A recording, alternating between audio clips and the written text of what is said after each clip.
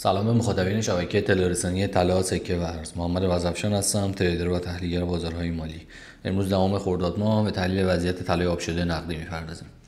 با وجود ورود به سومین ماه سال همچنان نشونه‌ای از رونق در بازار دیده نمیشه و تمایل عمومی برای خرید و فروش طلا سکه پایین اومده.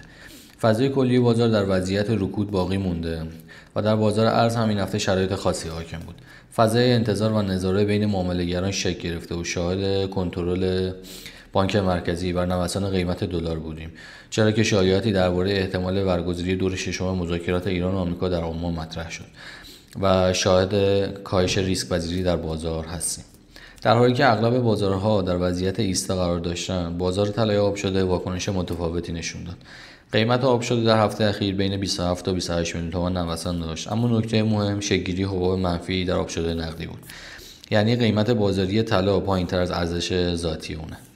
با اینکه قیمت آب شده به زیر ارزش ذاتی خودش رفته، اما همچنان خریدار قوی تو بازار وجود نداره. خب بریم سراغ چارت. در طرف ام 4 ساعته آب شده همچنان در رنج کامل در حال نوسانه و هنوز نشونه قابل اتکایی برای تغییر روند دیده نمیشه. قیمت الان در نزدیکی حمایت 27 میلیون تومانه، سطحی که تا الان ریزش بیشتر قیمت جلوگیری کرده. در صورت وجود فشار فروش در ابتدای هفته باز هم میتونیم شاهد حمایت قیمت باشیم. در بررسی اندیکاتورها تصویر مشابهی از بلا تکلیفی بازار دیده میشه.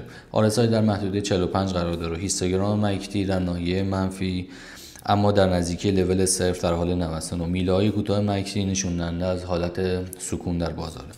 در مجموع تا زمان خروج بازار از باکس رنج و جهت‌گیری دقیق و تثبیت قابل اتکا نمیشه تصمیم جدی برای بازار گرفت و باید منتظر نتیجه روشن از مذاکرات باشیم.